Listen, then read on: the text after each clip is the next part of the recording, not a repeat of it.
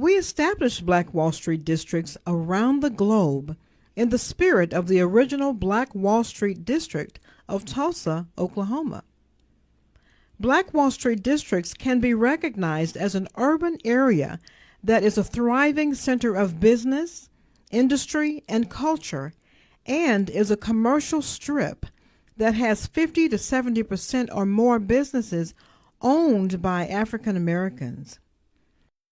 Support the Black Wall Street USA movement for the next 300 years. We established Black Wall Street districts around the globe in the spirit of Black Wall Street, Tulsa, Oklahoma. This movement is about God, our ancestors, and future generations. Your supporting membership will further show you are willing to perform the same ground paving efforts for generations we will never meet. Visit blackwallstreet.org/join and keep the movement moving. Okay, it let me do it, so I thought it usually shows it.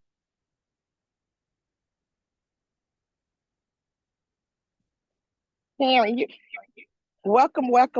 Karen, you're muted, but welcome.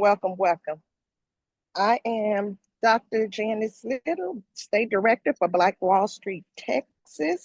Today, we are here at the FLCRC Dakota Meriwether 5K run walk, but y'all know I'm walking, right? And Karen, the Vice State Director, will be hosting the meeting. I'm going to go ahead, Ms. Karen, and turn it over to you. It's all you now, Karen. Go. Oh my goodness, I'm hosting the whole meeting. Welcome this morning to Black Wall Street, Texas. I am assigned to be the host. I don't know. That's going to be really hard to fall into Dr. Little's footsteps. And then I got Sister Rahima calling me. Cece, can you call Sister Rahima and see what's going on with her, please? Yeah, I'm driving. Let me see what I can do. Okay. Well, welcome. We're going to start. Welcome to Black Wall Street, Texas. Let me welcome everyone that is on the call and those who are going to be looking at the replay. So next time, every Saturday morning at 9 o'clock, as you can see, even when Dr. Little is doing something, she's going to do her meeting. So next Saturday morning, meet us here at 9 o'clock on this Zoom, where we're just really digging into what kind of business you have, how we can help one another, how we can elevate, equip, enhance, advance, which is the Black Wall Street goal, mission for us. And so welcome. So we're going to start out with a prayer. I start out with a prayer. Father God, in the name of Jesus, God, we thank you for this day. We thank you for this morning. We thank you for another opportunity that you have given us to be a part of the land of the living. We thank you for this meeting on to this morning as we're coming together, like-minded people, Lord God. We ask you give us strategy and wisdom and a know-how. You said to acknowledge you in all thy ways and lean not to thy own understanding, and you will direct our path. God, we're calling on to you to direct our path on what we need to do in order to build our business, in order to obtain customers, in order to make money, in order to help our community. God, we're asking for your wisdom and your direction, Lord God, because we cannot do nothing without you, Lord God. And we will be so we will so give you the honor and the praise, Lord God. This we ask in Jesus' name. So next, let's start with the 7 spiritual markers. LT, do you know the spiritual markers? Not all of them. Spirit of. Go ahead and try. Hold on a minute. Hold on.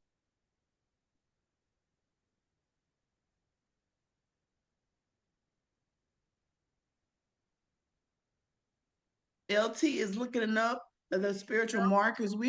In order to remember, sometimes you have to say them. You have to keep saying them. So we're going to let her say them. And we're going to help her for the ones that she may miss.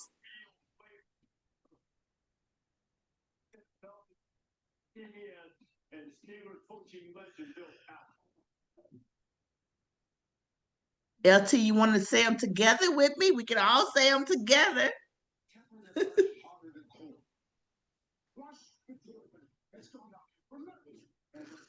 Okay, I'll go ahead and say them. And I'm probably not going to say them in order, but I do know them.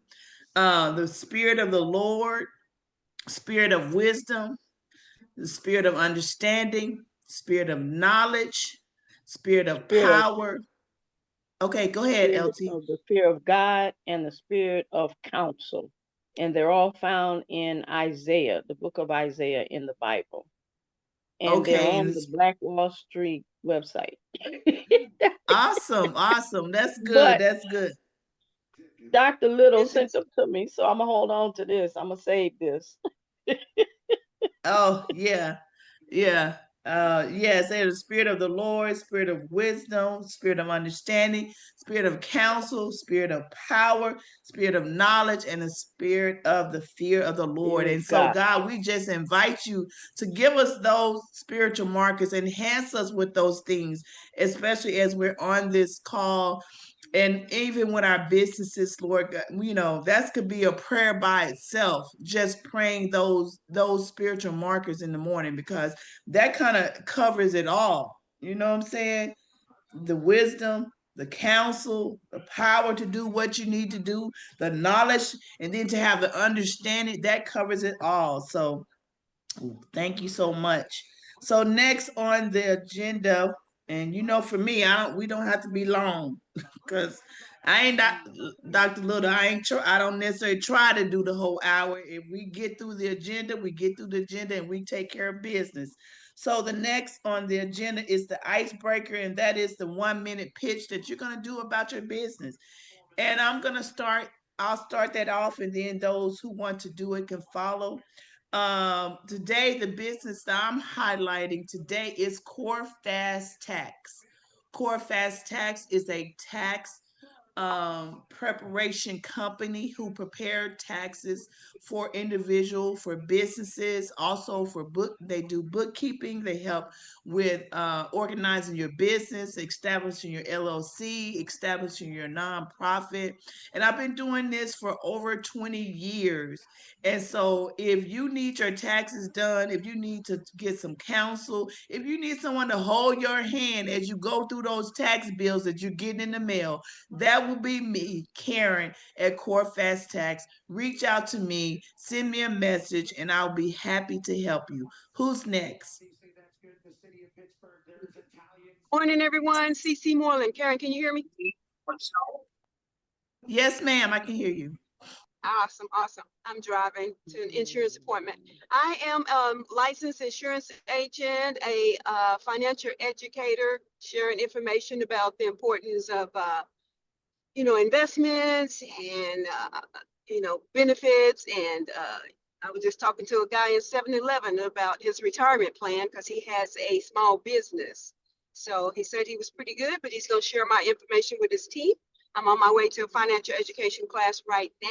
So if you need my assistance, please let me know. And also I'm the event marketing coordinator for the Trails of Tears, which is coming along quite nicely.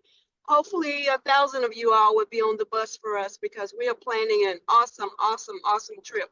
So Karen, maybe you can share a little bit of the PowerPoint presentation that you put together. It's beautiful. CC Boylan. Thank you so much. Who's next that want to highlight their business? Good morning, it's Melvin Brown, Black Friars, Wall Street, Friars Point. This morning I'm representing MBJ Enterprise LLC. We do consultation to businesses, small business startups, and this morning we'll be working with the Iota Omicron Foundation out of Clarksdale, Mississippi, and the Friars Point Economic Development Association. Thank you. I'll go. I'm Dr. Janice Little with the Graduates Gift LLC. We are a real estate management company that provides support services to graduates and young entrepreneurs through learning and earning opportunities. We are the Graduates Gift LLC. Thank you, Dr. Little. Who's next?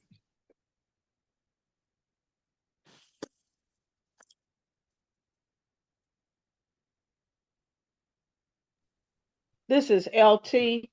The business I'm showcasing today is You Can Sign Too. It is a sign language business. I teach American Sign Language, and it's to help bridge the communication gap between the deaf community and the hearing community and dispel the myth of deaf and dumb. Name of the business again is You Can Sign Too, LT Williams.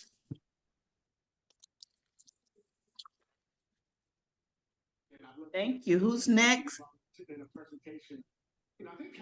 Dr. Rashid, would you like to go next? Good morning. Dr. Jamal Rashid, the president, founder, and CEO of the Ellis County African American Hall of Fame Museum and Library in Waxahachie. Thank you very much.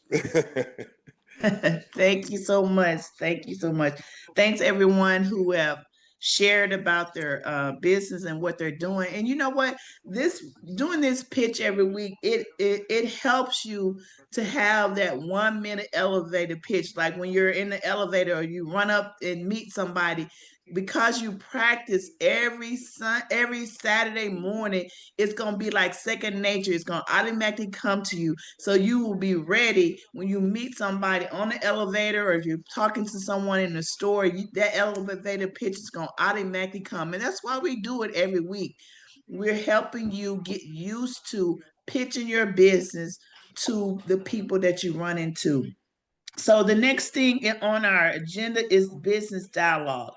And so that is, what did you do this week that pertains to your business? And so I'm gonna start that off. This week was very, it was a little overwhelming, but it was good. This week, I had 2 employees that came to work for my company. And so the unemployment office has a subsidized program to where they will send people to come and train and work for you for 12 weeks and they will pay them and you determine how much they get paid. And so I signed up. You have to have a Texas workforce account, and that comes with, if you are paying yourself having a payroll account, then you would have something like that. And so I started it. I had been praying, God, send me help, send me help. I need help.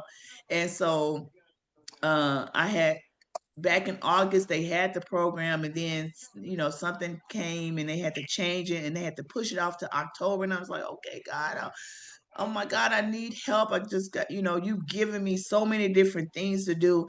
And so the program came back up in October. And then that's the thing. I went back and followed up because she had told me check back in October. And if I hadn't gone back, I was still been praying, asking God to help me. And I went back and followed up and found the person that was in charge of it and reconnected. They sent me the paperwork to sign, and then they started sending me people to send me their resume, and then I interviewed them, and they were very quickly like, okay, are you ready for them to start? And they started on Tuesday. And then the lady was like, how many positions do you need to fill? And I'm just like, you mean I can have more than one? So it was 2 ladies, and I went ahead and brought both of them in because they're paying them. They're just trying to, get them in, Experience. get them an experience. And I had to relook at that because when I interviewed, I had an older lady and a younger lady, and I was just like, okay, the older lady, I'm probably gonna have to do a lot more training to her.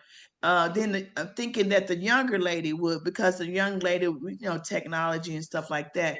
And I was, thinking about, I was like, okay, after 12 weeks, which one would I more likely hire? And I was leaning towards the younger person because she was young and, with social media and stuff. And so the lady at the unemployment, she was like, how was the interview? And I said, well, they were great. I said, but at the end of 12 weeks, because they want you to hopefully hire them.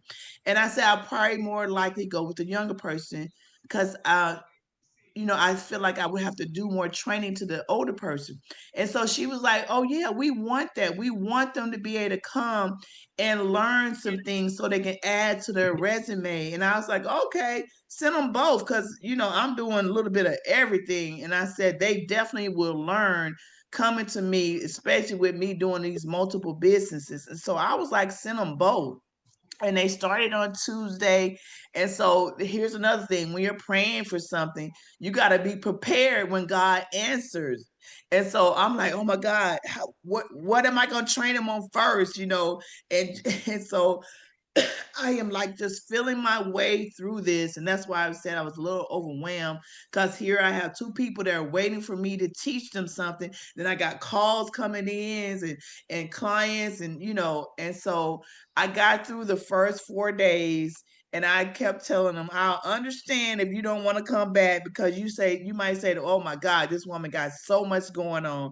But they were encouraged. And I kind of set expectation to them. I was like, this can be more than 12 weeks, but I need your help. In order for me to hire you, I need to be able to have 400 new customers that subscribe to my tax business. And after 12 weeks, I can hire you. And so I showed them incentives if they refer people to my software. So I put an expectation out there, because after 12 weeks, when you have poured into something, you would want to keep that going versus having to start over. But that's just little things that I had to deal with this week with my business, but also to let you guys know who have businesses that most states, this plan is available for you to bring in people that can help you with your business. Okay, do anybody else have any business dialogue or something that you dealt with your business that you want to share with everybody? Okay, I'll share. I'm super excited, Miss Karen, about you going through the process of getting the connection with the work source and following through to actually utilize that service. So congratulations, and looking forward to seeing how we can integrate it into the graduate gift too. Now, our weekly business activity consisted of me attending BG Global Convention. And when I say it was an absolutely amazing experience from start to finish, from when we registered, they had to do a change of venue because too many business associates had showed up. So they had to change the venue location within 2 weeks. So they had to redo the whole convention annual meeting in a 2-week time frame. And with that change, the process went so smoothly because no one had to stand in a long line to register. They gave opportunities for new businesses to participate and make money on the spot. We did live trading where everybody in the room made money that day for their business. So we were super excited about that. And looking forward to hosting a meeting in Stafford on Monday night. So that's what we did with the graduate gift this week.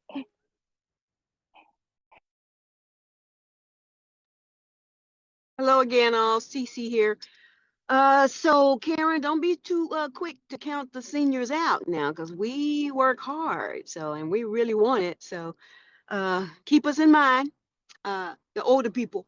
But anyway, Karen and I sat down and we put together the packet for the Trail of Tears. It's coming along quite nicely.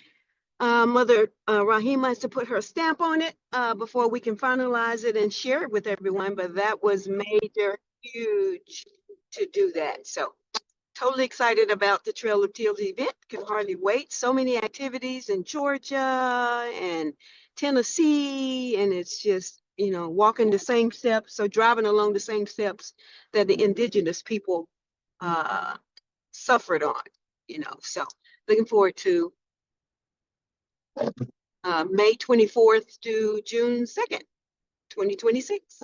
Thanks for letting me share.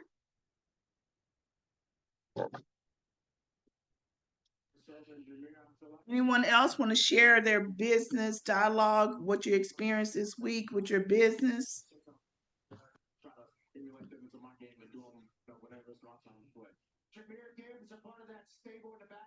Okay, I just want to piggyback on what CC was saying as far as the Trail of Tears and meeting with Mr. Kevin and just kind of trying to plan the logistic part of this event and just continue to, lift up Sister Rahima because this is a huge undertaking to plan something like this out and going to be dealing with people from across, the states and trying to get to Tulsa and planning events there. So those who are watching this and the replay, we need you to volunteer your expertise. If there's something that you specialize in, send us a message and say, I want to help with this part. I want to help with pulling the volunteers together, or I want to help with planning the classes out.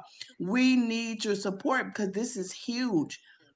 This is huge history making that we're doing as far as revisiting the history that happened over 100 200 years ago. And then hopefully we can plan this something out like this every year. So those like I said, those who can help in this area, we appreciate you reaching out. And then we're going to be launching the fundraiser to help this, help us do this. It takes money to do this. And so, I would like to start a $1 campaign. If we got 50,000 people to give $1, we could cover the expense of this thing and everybody can come and celebrate. So I'm going to be encouraging a $1 campaign that if everybody would give $1. See, sometimes you look at things big that I don't have a lot of money to give, but if you can give $1, we can knock a lot of things out, when we put that forth. So we are gonna be doing a $1 campaign where we're gonna ask everybody to give $1 and we're going to get this done. At least $1. Of course, we want more, but at least, like Karen said, if 50,000 people donated $1, I mean, that would be awesome, especially if they did it $1 a month. Yeah. That would be awesome. Yeah. Yeah. So that's our budget. But my thing is, it don't take that much for us to accomplish this. That's the part of it. You hear about it and you feel tickled with your heart, like, okay, I would want to do that, but I ain't got $200. But if you have $1, here's Sister Rahima she's coming into the Zoom, and so we're gonna let her piggyback on what we're saying. Sister Rahima, thank you. Welcome to the call.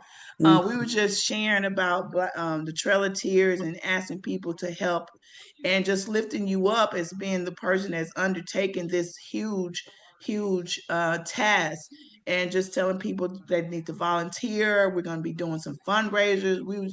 I was just telling them if we could do a $1 campaign, if we had 50,000 people to give us $1, then most of our budget would be taken care of. So did you want to just kind of chime in? No, not right now. I'm just stressing because I wasn't able to get on. So my brain is like, I'm very concerned. I had 2 calls 10 minutes before time for the meeting. One of them was from Dr. Shuford. I don't know if she's on, but whatever you sent me, Miss Reese, thank you so much, because I was able to struggle around and get the YouTube, the whatever you call it, the Zoom to take it. But Dr. Shuford is also trying to get on. And I tried to send her what you sent me, but if you haven't heard from her yet, she's probably, because it won't just pop up. You have to, struggle with some stuff. So you might have to send it to her so that she can try to get on, or somebody call her or whatever. She's really upset because she can't get on. And so I just want to get her on because what you just said sounds like a great idea. I have no qualms with that. Sounds like a great idea. I just want to get Dr. Shuford on because I believe that a lot of people, if they see what we're doing, and she's a great motivator. If they can see what we have planned, they'll say, "Oh, Dag, I can at least give them $1 for that." So if you'll try to get, if somebody, while we're talking, Miss Moreland, we'll try to get her on, that would be I great. sent her the link. I text her the link. Right, but she might need some help because it didn't pop up. When I tapped on it, it wouldn't pop up. I had to go to the top and figure with some stuff, and then it opened up. So somebody might have to help her as well. Because I Okay. got the link. If it weren't for the link, I wouldn't be on at all. But I had to go to the top. Like it usually just pops open, it wouldn't do that. I have a new battery in my phone, and that might be one of the problems that I'm having, but I don't know what it is. So you'll reach out to her and just keep moving with the meeting. Thank you so much. Okay. Anyone else want to share with their business dialogue, what you're doing in your business that you might can help someone else? Because they don't run the dog grade, they have to have all these advantages. Okay. Okay, Well, we're gonna wait a move. minute. Somebody, wait a minute. That somebody has a phone, a radio or something on, needs to be muted. But let me just share that my main concentration. I'm Sister Rahima Rahim, Tulsa, Oklahoma, a representative, director for Tulsa, Oklahoma, and my concentration is on the mentoring clinic, where young men will be used in to assist you during this tour. In addition, once they make sure that they're disciplined to be able to deal with what we're doing. So I thank you so much for letting me share. I hope I can still be heard. Somebody is calling me, probably in need. So, but I just want all the and planning some exciting things for the young men in the mentoring clinic. Thanks for letting me share. Okay, thank you. And I apologize, it's Saturday and we sports family, so that's why you heard College Day in the background. Oh, I hear. Yeah, that's great. I'm sorry about that. Well, we Okay. have to multitask, and I'm losing my multitask abilities. So, but it's great. That's fine. I mean, we're busy people, and we have to recognize that. So, Okay. are you chairing the meeting today? Yes, Dr. Little is doing a 5K walk or 1K walk. Right, and that's the thing. There's so much going on, and so okay, I'll just let you finish with the meeting, and I'll make my announcement. Go ahead. Okay, anyone else want to share? Go ahead, Mr. Brown. Yes, I was wondering if anyone had any experience with the Black Wall Street membership tracking platform. I'm looking it over. I'm going to do it this week and try to integrate it to the things I'm doing here in the Friars Point area. So I was just wondering if anybody had any experience with this new program. Oh, the one that's on the 165. Yes. Oh, well, I'm planning on joining it. I think it will help me a lot. Yeah. I think Miss Moreland and Miss Reese might have looked it up. One of them might can speak more to it, but I definitely plan to join it because we don't so much need. I mean, Miss Reese is working with our website information, but I think also if not some more help wouldn't hurt. Because they're in a position to put out a lot of stuff that I certainly can't put out. As a matter of fact, one of the things I'm planning on doing with them is reviving my Wall Street to Tulsa North newsletter, which I just do not have time to do.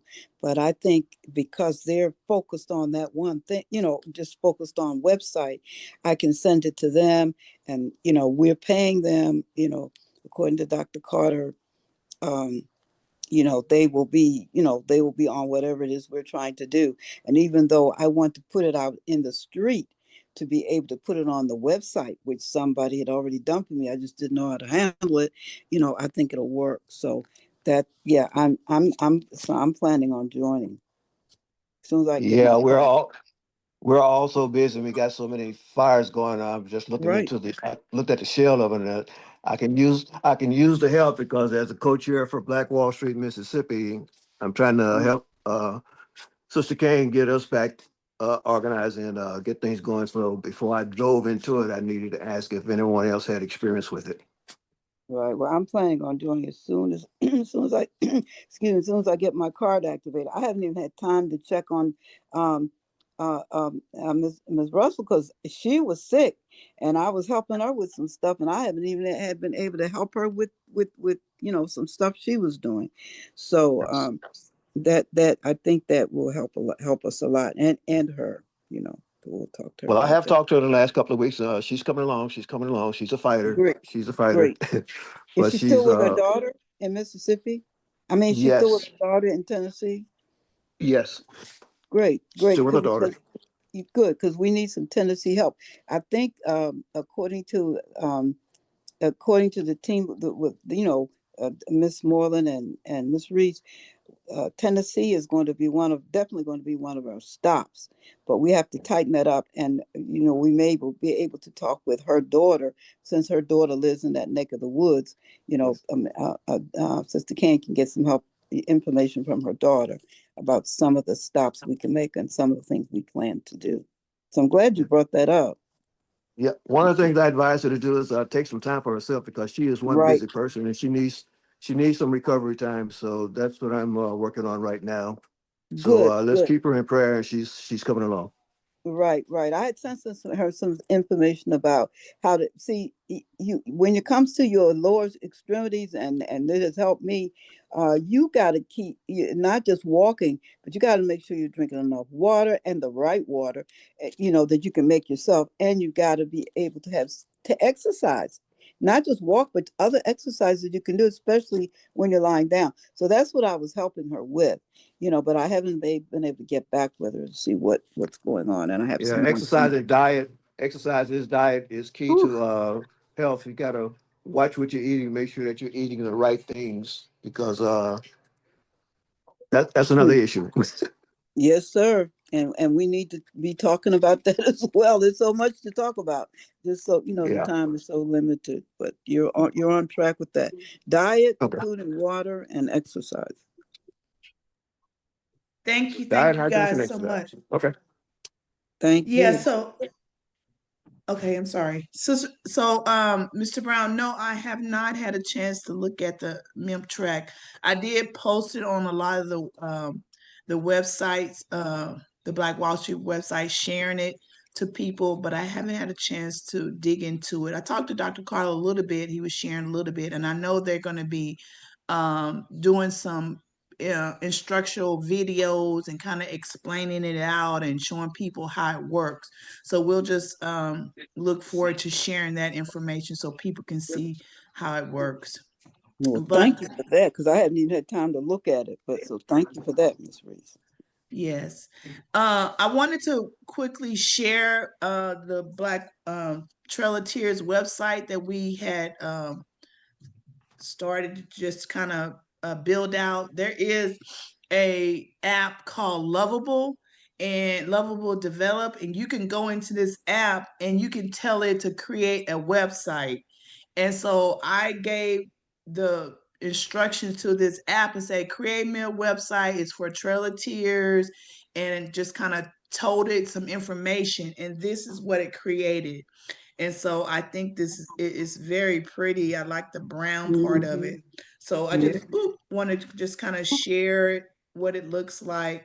And our mission, the journey, the educational impact, building tomorrow, the 9-state journey. So it put the 9 states up and it kind of told something about it. So of course, this is what AI came up with, and I can go and edit it. It's just a shell that we could use and then support the mission. Like I can change this and say the goal is 50,000, and then here's our donation package where people can just donate to certain things. And then the sponsorship packages, we show the sponsorship package and what that includes. And then the tour package, what the tour packages would start out at. So, and then a la carte. So there's different things that are not a part of the package that you can a la carte, like if someone just wanted to buy the t-shirt. And so it just kind of build it out and ways to get in touch, ways to get involved, and how to connect. So I just wanted to share the website, and of course, like I said, we can always edit it, and we're gonna connect this to a CRM system, which is like a business management system. And so when people click and stuff, we are able to gather their information and continuously push marketing towards them and continuously stay in touch with them as they engage with the page. And so that's one of the things Engage that with the page. I like that. yes, yes. Because that's a way to capture their information.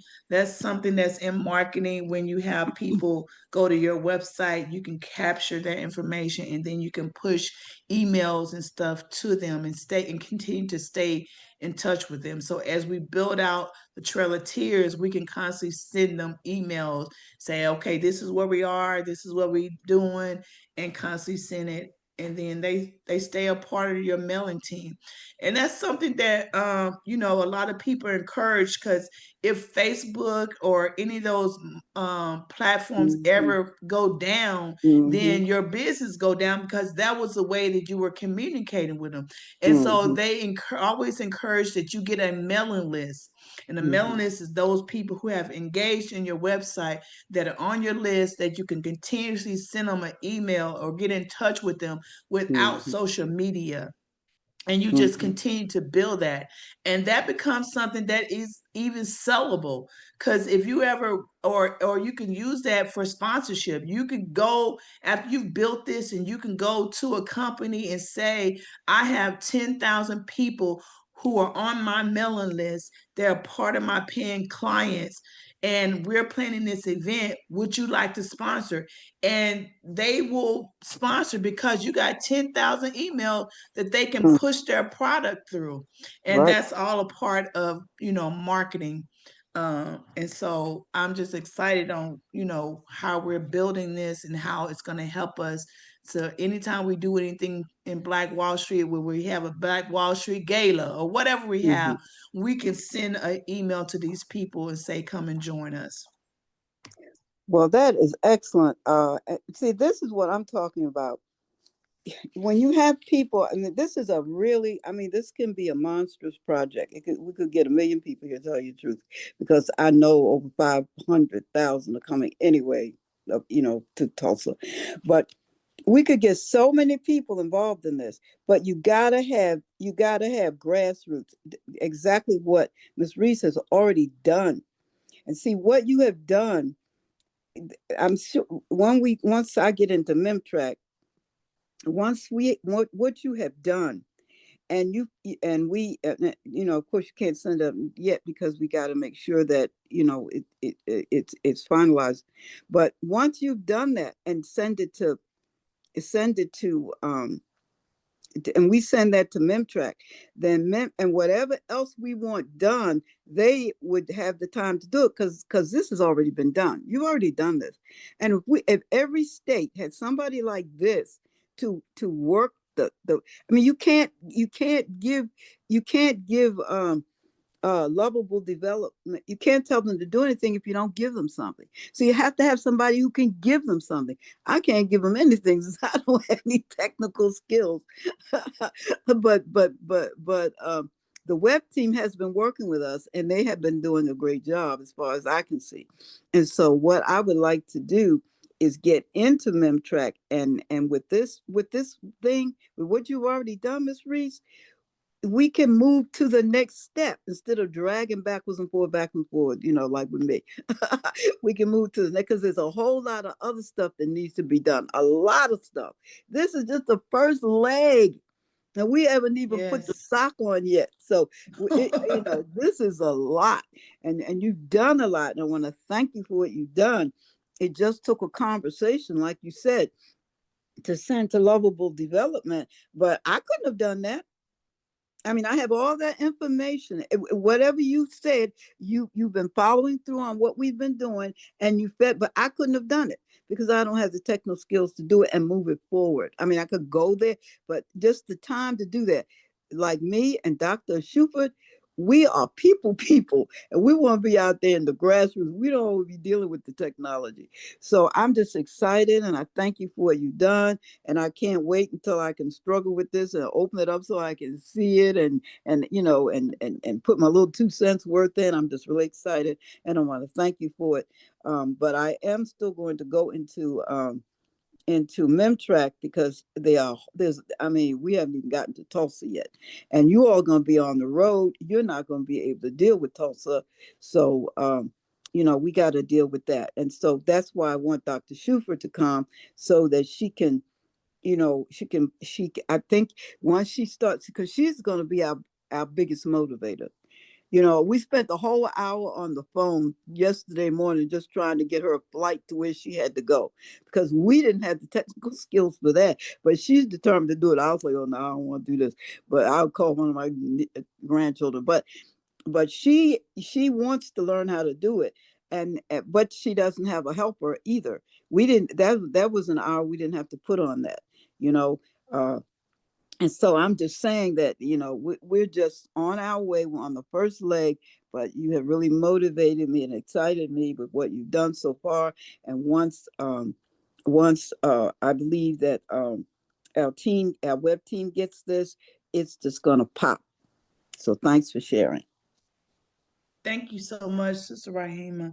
And and what she was explaining is sometimes people are the face of the business, but they have someone in the back that's handling the dashboard of it.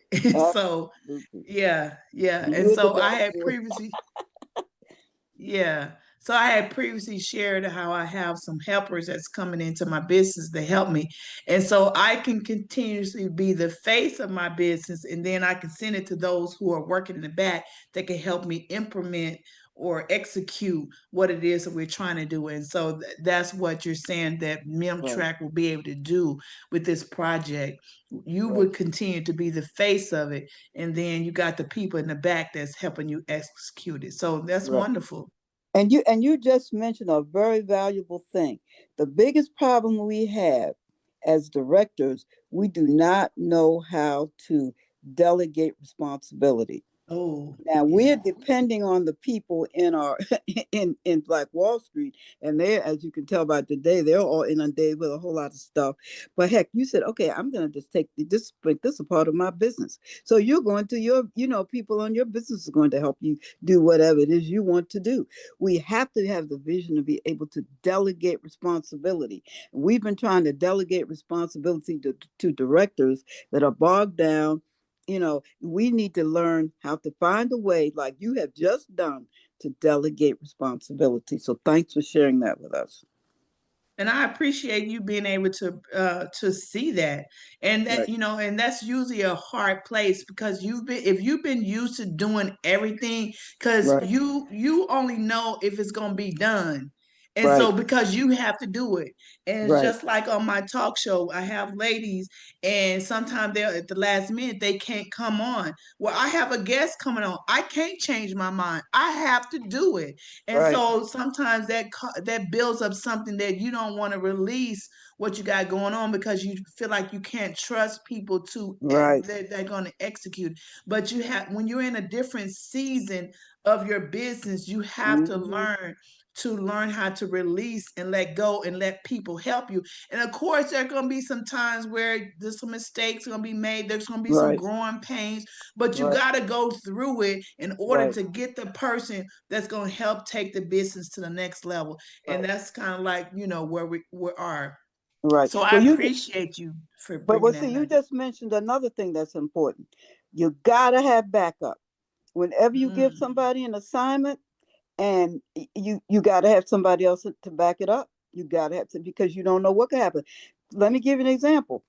Our biggest helper in I don't know, I'll say on the Trail of Tears, in the southeast region, our biggest helper on this line is Cheryl Lovelace. She called me about 10 minutes ago. I mean, as far as paperwork and getting people going and all of that. Of course, we have Brother Freeman, we have Dr. Schufer, but Cheryl Lovelace is like the glue to hold the whole thing together because she's going to be on the line. Now, I just got a call from her 10 minutes before 9 this morning, telling me she was in the hospital. She had a stroke. So you gotta have backup. You got to delegate responsibility, and whoever you give that responsibility to, you have to have some backup.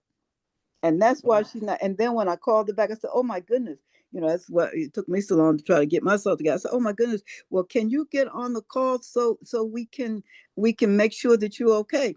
She says, "Well, I've got some tests coming in at 9:00, and so I won't be able to make it." But she was going to be on. But I had reached out to her before, and she said, "I'm so glad that you." And this is the other thing: we got to stay in touch. She said, "I'm so glad you called me because I was sick." And I said, "Nobody cares about me." She was sitting there moaning, and so I only got to talk to her. I've talked to her since, but I've texted with her since, but I haven't talked to her. But she said, "I thank you just for reaching out, just knowing that somebody cared, and hear that coming from somebody who really has been the one to help these calls going in the Southeast area is touching, So every time you open your mouth, Ms. Reed, you just come up with something else we need to remember. We need to have backup. I was married to a man who was trying to be a contractor, and his motto was, never take a job you can't do yourself. So that's what you've been doing, Miss Reed. Oh my God. You You never dropping take some nuggets this morning. Oh, thank you. That's a spirit of wisdom. Yeah, well, We just now experiencing the spirit of wisdom. And that's what we prayed for in the beginning of this call. And God is definitely dropping some spirit of wisdom through you. So we really appreciate that. Well, we appreciate you too, Miss Reed, and thank you very much. You can move right on now. All right. Is there any opportunity awareness that you guys know of that you want to share? That's the next thing that's on. Oh, and then reflection on Black Wall Street calls. I think we still have not restarted that back up. They're working on a whole new model of how we're going to be on those calls. So we'll just wait until we get the emails and let us know. So the next thing is any opportunity awareness that anyone has that they want to share. I'll share the opportunity awareness. Dr. G is performing on that Friday after Thanksgiving, and what he will be doing a musical selection in which he's going to allow our young entrepreneurs and ambassadors, give them the opportunity to walk the red carpet and showcase their pitch as they get ready to travel to the global convention on that Saturday. So it's a great opportunity to showcase what we've been working for the last 7 months on, and to send the kids off with a big bang. Well, thank you for that. Thank you for that, Dr. Lord. And may I say this? In scrolling around trying to get on this call, I noticed that Dr. Little seems to have, and she can correct me, some kind of, like what she's just talking about right now. She's gonna post that, and you can go back to that and enjoy that. If you can't be there, you can go back to that and enjoy that. I know it's a lot of things that she's been engaged in on her line or website. I don't know what it is. I just saw it this morning. All these things. I said, "Wow, I wish I had time to look at this." These were events that she attended, that she's involved in, that you can go back and look at, and not just look at them and say, "Oh, gee, that was wonderful," but get some ideas. These are people you can get some great ideas from. This is something I could do in my community. Yeah, this is great. So please, Dr. Little can probably tell you what it is. I don't even know how you get to it, but I know she's going to post this once it's over. Yes. See, what I've been doing is creating little mini videos highlighting the kids' activities each week. So for the past, we're on week 11 now. I highlight different personal development activities the kids are doing, professional development opportunities that we've been engaged in, career development, as well as service learning community service projects. So we highlight those in mini video clips, 1 minute. How we get to those? With a theme. We are posting them on the Graduates Give or is it Uh-huh. Dr. Janice Little Mm-hmm. YouTube Yeah, channel? mm-hmm. It is Okay, being YouTube. posted on the YouTube channel. Okay, the graduate skip, Here, yeah. and also TikTok and Facebook. It comes in story and feeds. Oh, thank you. Thank you very much for that. All right, all right. We got a lot going on. Got a lot going on. Yeah. I just want to say for me, I'm gonna be a part of the Bayou Classic that's coming up the Friday after Thanksgiving. Wow. A friend reached out to us and asked, could the sports moms from Can We Talk Sports do the red carpet? And so we're going to be journeying to New Orleans, and they're going to Wow. have a masquerade party. And so we get to interview the people who are coming to the masquerade party on the red carpet. So that is something very exciting for us to be able to do as sports mom. And God is just continuously expanding what we can do in our voices. And so I just really appreciate that and excited to do that coming I up don't after blame you. Thanksgiving. That's wonderful. FYI, stay in a group. Yeah, I'm Yes. serious. I lived in yeah, New Orleans for over 25 years, and it is not the same. Um, I am so serious. Stay safe and stay in a group. Don't venture out Who's on your this? own. Stay in a group and tell your group to stay in a group. Yeah, identify yourself, please. I'm sorry, I was late. that was LT. Oh, that was Sister LT. Yeah, yeah. I saw a video on that. How much New Orleans, how all the, wherever where there's wealth, here come the homeless people, whatever, and they're just loaded. I mean, like you say, I saw the pictures. It is not the same. So they need to see that video before they go down there, so they can be aware. Thanks for sharing that, Sister LT. Yeah, thank you Well, so much. FYI, and don't dress like a tourist. Wear your regular clothes. Some people go down there all elaborate. You stick out like a sore thumb. You want to go and look like the natives. Okay. Yeah, Because unfortunately, it's probably going to be over 30,000 people in town that particular weekend because the Bayou Classic is huge. oh yeah, Yeah. it is. And FYI, be aware of the colonizers because they know all of us are down there for this event. And they actually plan on going down there and they cause trouble. What's the colonizers? You White call folks. the one, colony. White folks. I'm sorry, go ahead. Caucasians. Oh, okay. See, y'all. Okay. Thank you so much. I was trying not to say. I was trying not to say it. Them people. Yeah, them folks. Huh? Them folks. That's a good one. Them folks. Yeah, colonizers. But yeah, just be careful. Stay in a group. All right. All right. Yeah. All right. We're coming to a close. Thank you guys for all the things that you have shared today. We're getting ready to adjourn. Dr. Lou, do you have anything you want to say before we end? Good morning. Good morning. My tooth. Oh, Okay, that's cute. Brooks, that's cute. I just want to say I'm looking forward to our weekly engagement. And also I want to highlight and share that I had an opportunity to attend an event with the new Black Wall Street. This is the young group of Black entrepreneurs. They have a housing development project that they're working on, housing for HBCU students.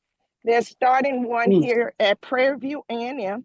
They have invited us to the table to attend their workshop on December 13th and 14th, in which I will be attending it and allowing our young entrepreneurs an opportunity to become investors in large-scale syndicated housing projects. So that's what I want to share too. I forgot to put that little piece in earlier. Oh, thank you. And I'm going to invite them to our meeting, see if I can get them to come on next Saturday to share the project. Great, great. All right, thank you. Any more announcements that you guys have before we close? I would like to make an announcement. Director Rahim of Tulsa. Dr. Shuford is planning on coming to Tulsa, Oklahoma. I'm very excited about it.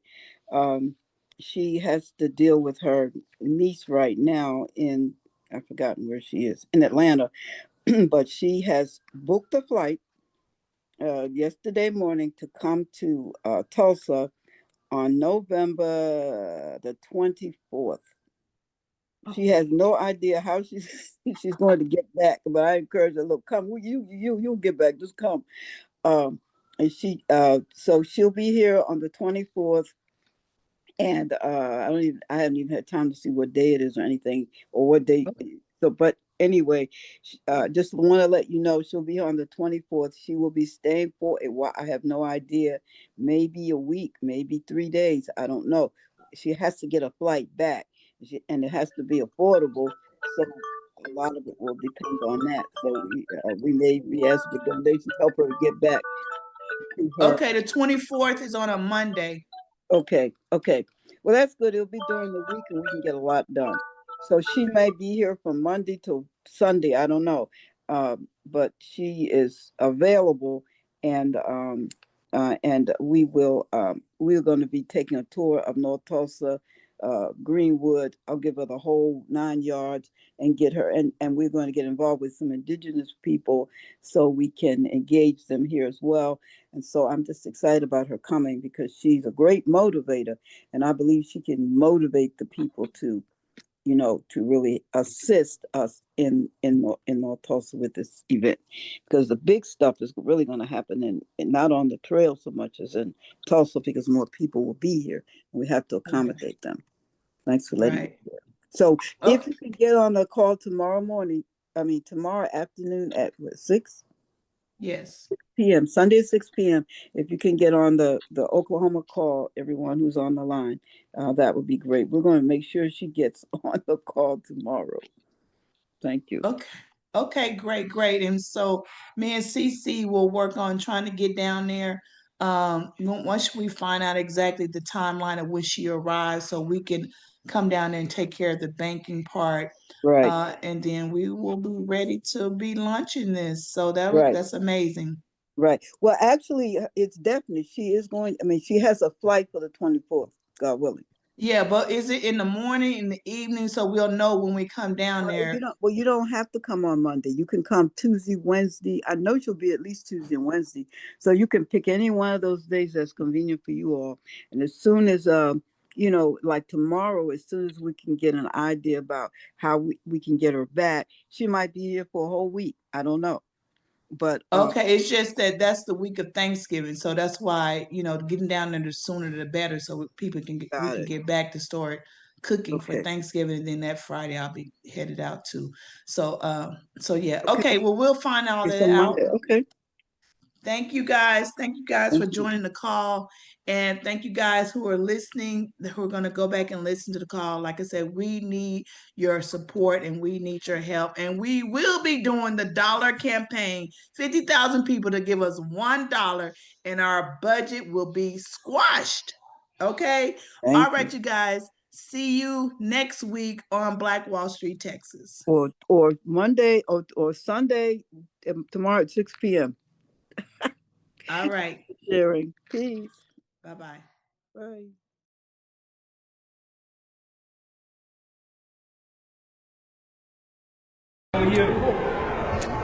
Well, I'm here. Let's put it that way. Olivia Hooker.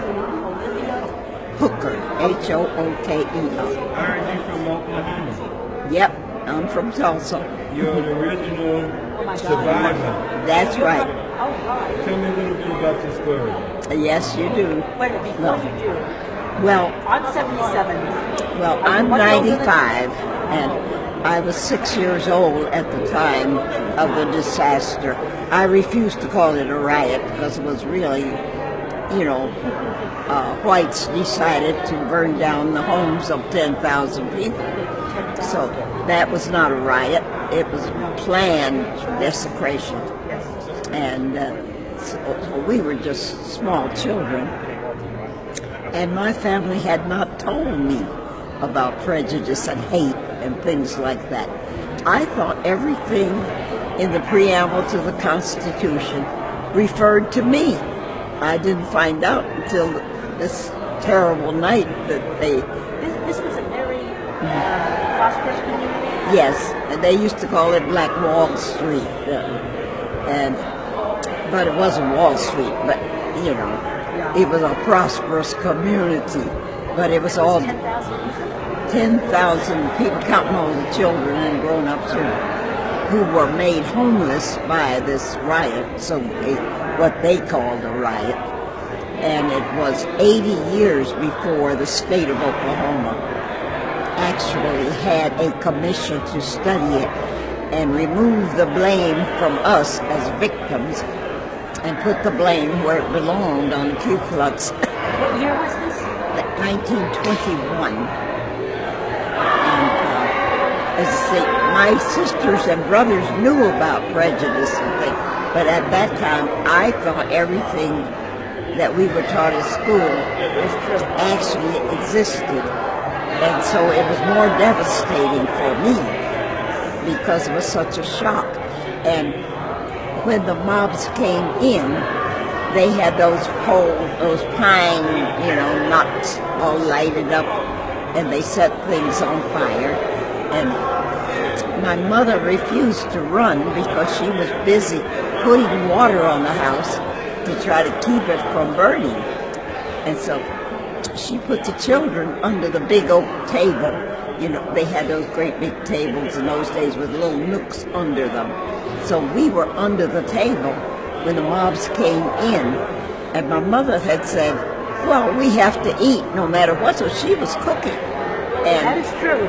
They got so angry that she had what she called her three-cornered pots on the stove. And she had something different in each pot. So they took those out and threw them in the backyard. Then they came back and took the beautiful brown biscuits out of the oven and took them out and smashed them in the mud. And see, we're under the table looking at all this.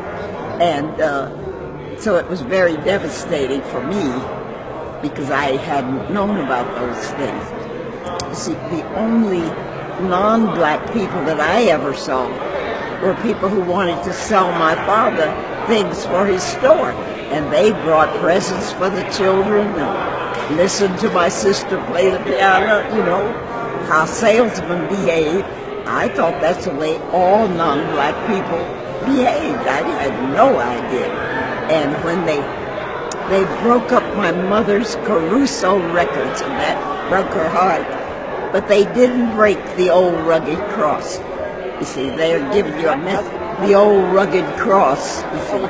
See, they're giving you a message, what you should and shouldn't have.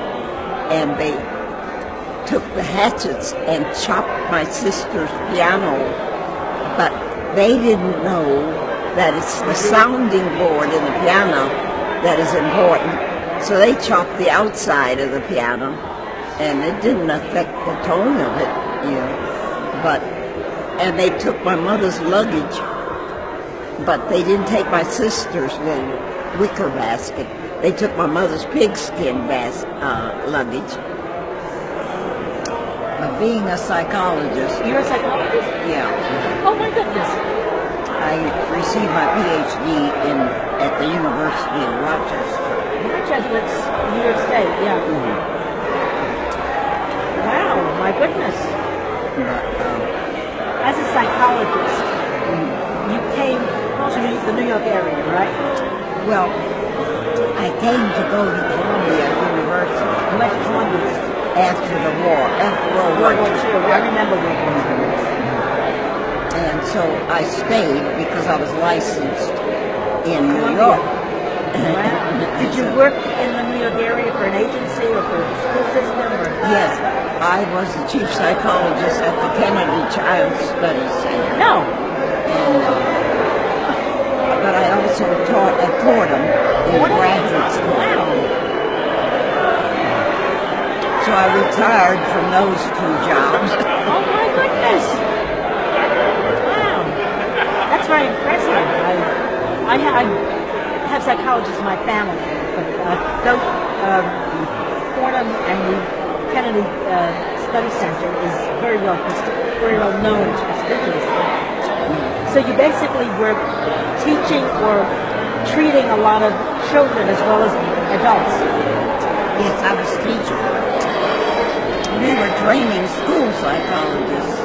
You were training school psychologists? Mm-hmm. Wow. He wants to know your experience of the Coast Guard. That was 41 to 45, right?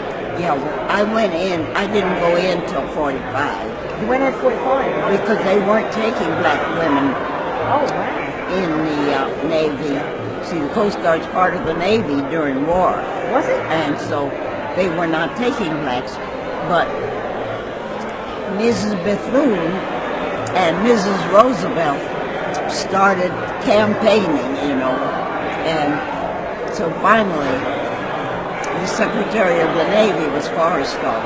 He decided, I'm going to take them in and let these two ladies get off my back.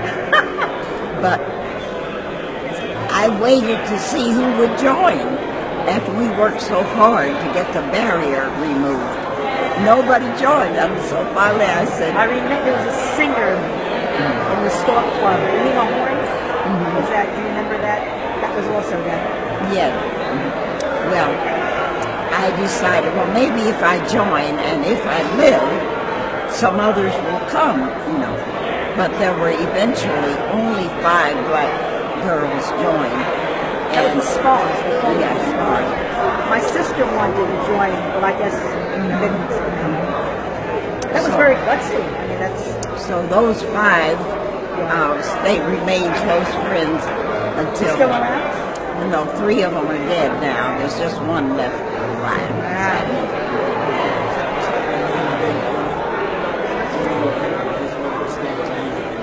Say your name. Just make it Olivia. Olivia J. Hooker. H-O-O-K. Yeah, I'm retired now. My husband's retired Air Force. Oh, yeah? Mm-hmm. Okay. Yeah. Okay. Okay. All right. Would you mind, first of all, telling me your full name and how it's spelled to make sure I have it right? Eldoris. E-L-D-O-R-I-S. That's all together. E-L-D-O-R-I-S? May. M-A-E. Then McCondishi. M-C-C-O-N. N is in North? Yes. Uh-huh. C-O-N. D-I. C-H-I-E. And how old are you? 88. That's amazing. It is amazing. Okay. You don't look nervous. Mm-mm. And have you lived in Tulsa all your life? Well, since I was 4. Mm-hmm. And, all right, and so you were how old at the time of the riot? 9 years old. What'd your family do? What? What did your family do for a living? Oh, they were just common workers. My mother worked out, and my father did work at, it was a Kennedy's golf course then, and that's where he used to work. And years ago, they had to do the greens, and he was out there on the field. Mm-hmm. He used to call them dragging the greens to keep them so they could play golf. Mm-hmm. And my mother did housework. Did you live in or near the Greenwood area? No, Greenwood area? Oh, yes. Where'd you live in relation to the business district? I live right, well, almost in this area. My house is over the track, down Pine. You don't know where but anyway, Pine is the main street here. Mm-hmm. And we were right over the track on Iroquois. Mm-hmm. And that's the first little street. And my house might have been kind of even with this one over on the other side of the track. Mm-hmm. So what do you remember of the day of the riot? Do you remember what you were doing that day?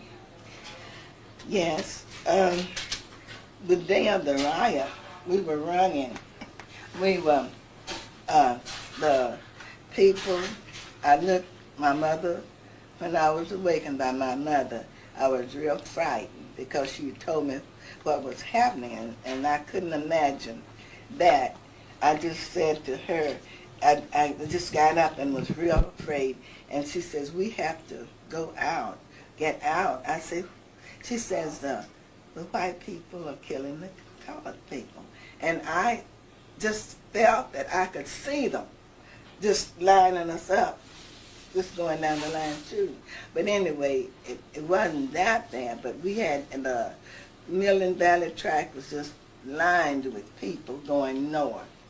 And some were in the head rags, old gowns, because they didn't have any time to get dressed to get out. Even some women left their shoes and was just walking down the track with no shoes on. And it was the crowd was just the whole breadth of the railroad track, on the sides and down the middle. And they were all going north because they couldn't go south. And so we went right over the track off Pine was a small chicken coop. And a lot of people went in there because the bullets were just raining down over us. The airplanes was up, just raining down the bullets.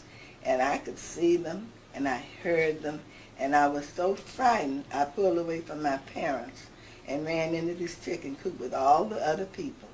And I got into the corner of that, just scared as I could be.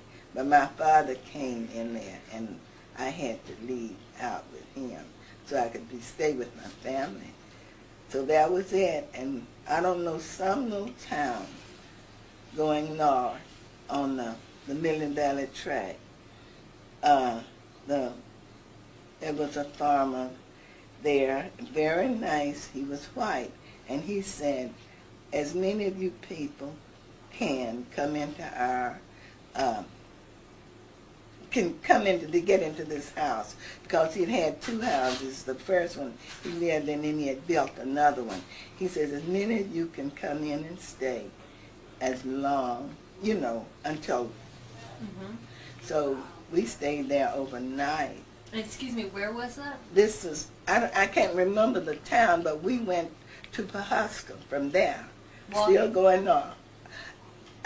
With the next morning, I know we didn't walk, but I can't remember how my mother, my brother, and myself got to Pawhuska.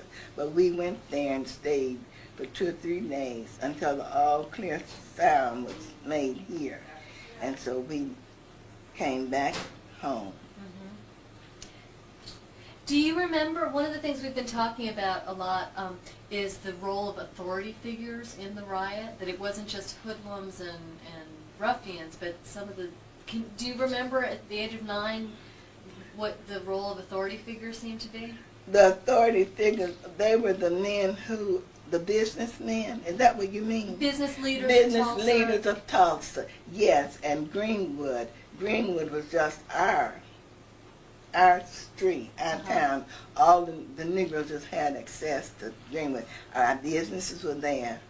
We had our doctors, our lawyers, our undertakers. All of the businessmen were down on Greenwood, just say from Cameron on back to Archer. But it was further than that. Some was up, and in our schools, Booker T. Washington was the high school. And we had a school, Dunbar was a grade school, and it was down on Eastern, a little 2-story red brick, Dunbar. And they were all blown up. Churches all over in that area, from, say, Eastern on down. It seemed like and the teachers who lived on Detroit, up the hill, their homes were just blown apart. And so the better business of the business people who really made the town what it was. And of course, my parents helped too, but they was in a small area. But it was just, that was it. So what time did your mother wake you up? Was it at night? No, it was in the morning. I didn't tell this before, but I had been staying with my cousin about 2 doors down from our house. I had been sleeping down there at night, and I don't remember why now, but I would go home in the morning. So the evening of the riot, I went down there, and I said to my cousin, I said, I'm going home, and I'll be back in a few minutes. I did not get back. I went home and went to sleep. And I didn't know anything until my mother was waking me the next morning. So she woke you up in the morning and people had been rioting all night long. Yeah, people had, and the track was just full of people. And all I could see was black rolling smoke down south and the people going north. And when she woke you up and she said that the white people are killing the colored people, your first reaction was to envision it very clearly, not to say why. Did that reflect what those times were like? Did it surprise you that such a thing would happen?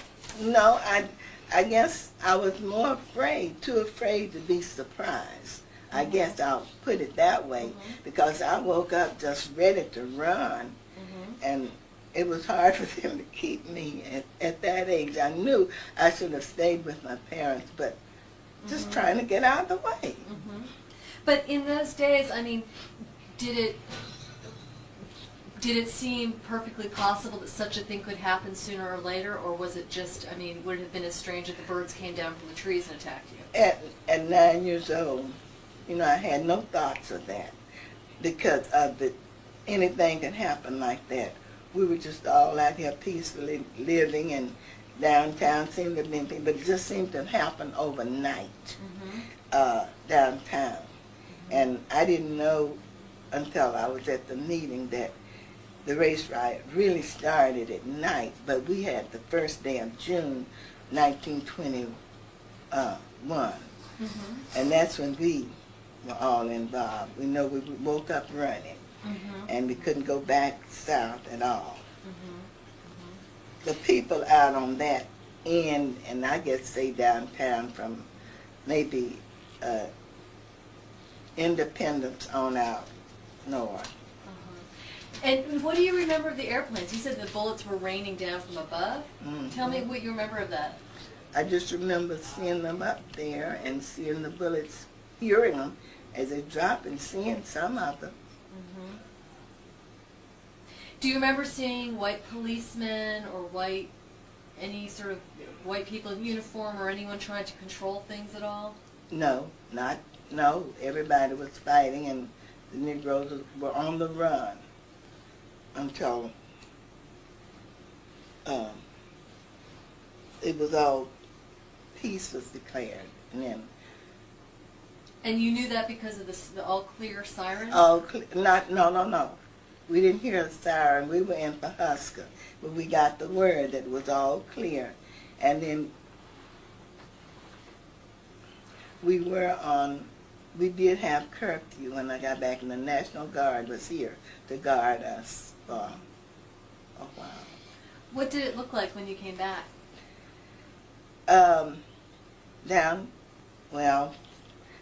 On Greenwood, the deep Greenwood, it was just a sound of this bricks, stones, buildings blown up. Just the war-torn place. And our pastor, the first pastor we had, he died not too long after the riot. And Jackson had his his building was all just blown apart too, because he was down there on Greenwood, and he had just a little room, maybe from this plastic over here to the wall, and not this long, back from here back, and he had to take the pastor's body in. And I remember my mother taking my brother and me down to see our pastor. And we just had to step over stones and bricks to get in the little door. And because his casket took up the whole wall, like that. And I remember standing in the door, just looking, to see him. And that's what it was. We didn't have any place else to go or take him. I mean, Jackson's undertaker then. We still have Jax, but he's gone, and his son and wife are in there. What happened to the pastor? How did he die? Well, they were at church one night after the riot, and they said he got up. Of course, I didn't go. They said he opened the service, sang a song, prayed and sang a song, and he just sat down and gave his Bible to another minister, another person, and just went over, just suddenly. This was just a couple of days after the riot? Well, I don't know. No, it was a little longer than that, but nothing had gotten back in place at the time. Did your family consider staying away from Tulsa after that? No. How come?